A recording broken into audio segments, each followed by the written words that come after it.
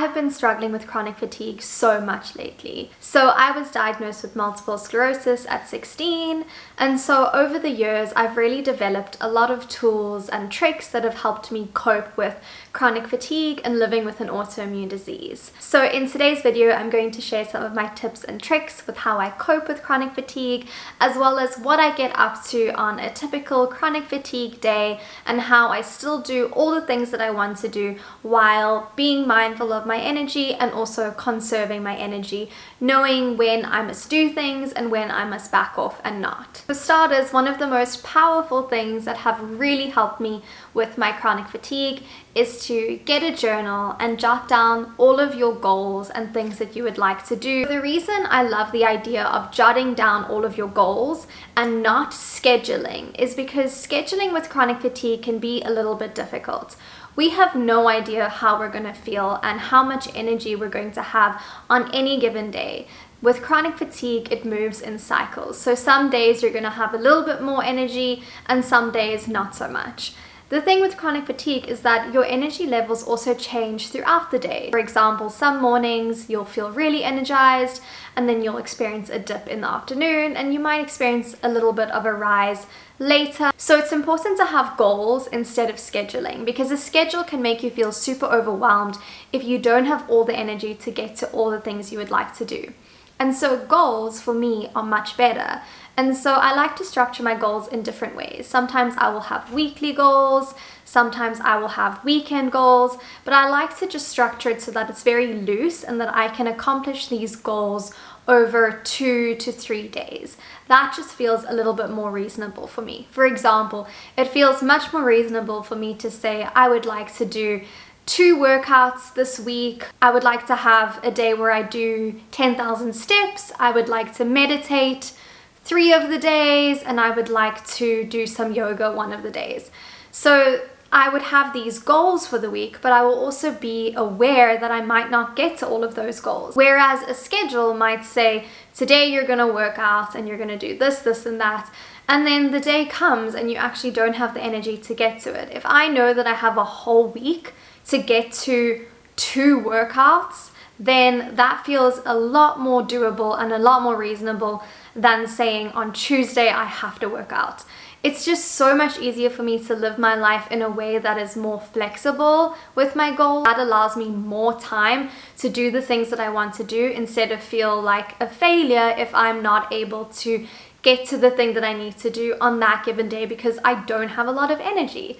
So this has just been a really helpful way for me to reframe how I view my life. And so, like I said, structuring goals instead of a schedule is much easier.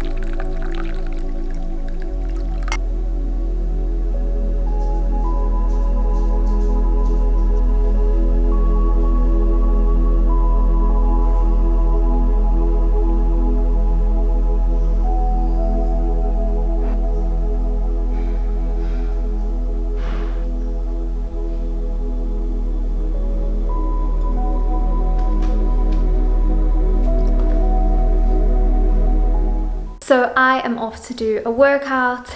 Like I said, it's important to have goals, but you also need to listen to your body. If you do not have the energy to go for a workout, then please don't. It's really important that you allow yourself flexibility. Even though you're creating these goals, there's no need to stick to them if you don't have the energy to do so. I also really want to stress that I use the word workout very lightly.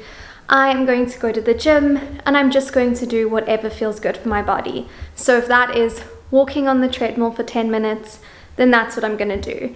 I like to just go to the gym and give myself the opportunity to play around, do what feels good. If I want to lift some weights, then that's what I'll do. If I just want to walk on the treadmill, then that's also what I'll do.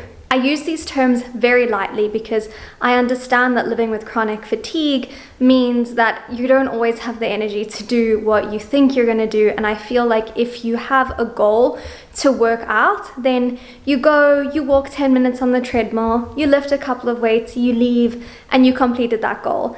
If you have like an agenda and you say, I want to do this many reps, I want to do this set and this set and this set, then you might arrive at the gym, feel super exhausted, and then not complete that, and then you kind of feel disappointed with yourself. Whereas if you just kind of make the goal, I'm gonna go to the gym, then you arrive at the gym and then you already feel so good about yourself because you showed up for yourself and you're doing that goal instead of having an agenda of what you're supposed to do within that goal. So that's kind of why I really much prefer creating goals instead of creating schedules and very strict kind of rules for myself when I'm going through bouts of chronic fatigue. So I am ready to go to the gym and just see whatever happens.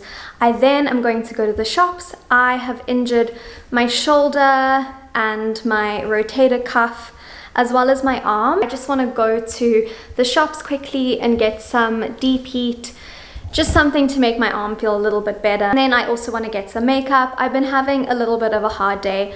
I have just been feeling really upset and my mood overall hasn't been really good. So I think I just need to go to the gym, walk on the treadmill, just release some endorphins, and then go get some makeup, go get something for my arm, because all of that stuff just makes me feel so much better. And then I'm going to have an absolutely delicious self-care evening, which always makes me feel so good when I'm going through chronic fatigue bouts. $10 off your first 6-session program. Okay, so I just got back from the gym and then I quickly went and got some groceries, and like I said, I got something for my arm. It's already super dark. It's not even that late, but that is just the thing with winter. So I'm going to prepare some dinner. I'm in the mood for some steak and some pasta and some salad. I just want a nice protein-rich meal since I went to the gym and lifted a couple of weights. And yeah, it was actually quite a good gym session and I'm really proud of myself for going. I didn't have energy before I left, but then once I was there and I just got into it, I found that I actually started getting a lot of energy. So now that I have eaten my dinner, I'm going to have a lovely self-care evening. Self-care evenings are one of the best things for me to do when I'm struggling with chronic fatigue, because it's just a way for me to romanticize my evenings and romanticize my evening routine without getting too down that I'm feeling tired and not really doing anything or going out or anything like that. So it's a way for me to combat that. There are times when I do go out and have fun with my friends and things like that, but when I'm going through chronic fatigue, the last thing I feel like doing is leaving the house. And so these are just ways that I can still have a beautiful evening while still doing things that make me happy. The other night I had an incredible evening baking, and that just really rejuvenated me and made me feel so connected to my soul and also so connected to my lineage. I used to watch my mom bake when I was a little girl, and so it always feels so nice when I'm in the kitchen and I'm just connecting to that matriarchal lineage. My granny was also an avid baker, and so every time I bake, I feel so connected to the women in my lineage, and I feel like I can connect to them through the cosmic womb and really tune into their messages. I also like to do a lot of Reiki and kitchen magic whenever I'm baking, so I will intone a lot of special sacred messages in the things that I'm baking so that when I eat it, I'm really connecting with my intention and my magic. So I also just want to show you some of the stuff that I picked up from the store. And after my self-care bath and just really connecting and grounding to myself, I am going to have a piece of cake and relax for the rest of the evening, probably do some journaling and some more wellness activities. I picked these things up from the store. I got some coconut oil, which is really great to use in your hair before you wash it. I got some arnica gel for my arm injury. I got some eye patches, which I absolutely love to do on evenings like tonight when I'm just staying home. And I also got these lovely lip glosses that I'm really excited to try. So as you can see, it is super sparkly, and this is the pink version of that. I am so excited to try these out. They're from Essence. So these are the products I'm going to be using on my hair tonight. I'm going to start with a little coconut oil hair mask, and then this For the Love of Curls hair mask. Then this scalp brush is amazing. I absolutely recommend using a scalp brush, especially if you're trying to grow your hair, and it's perfect in the winter months if you have some dry scalp.